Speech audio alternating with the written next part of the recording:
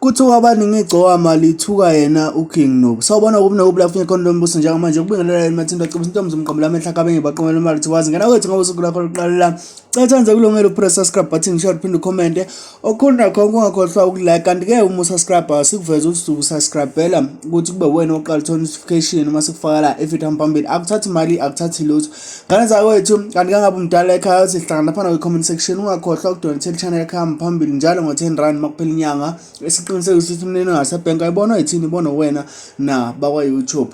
Umgqokama elisha umthandeni uveze izithombe benoKing Nuba kanye naye ke uLimit wase ekhipha istatement esithi umuntu uhambe eshutha nje Limit no Nuba nekhanda ngathi ipi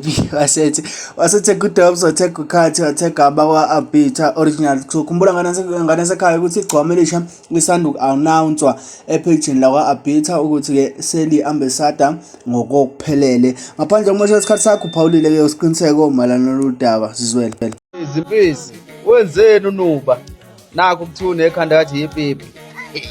amatema lombhebo yahla dinqo wawa wena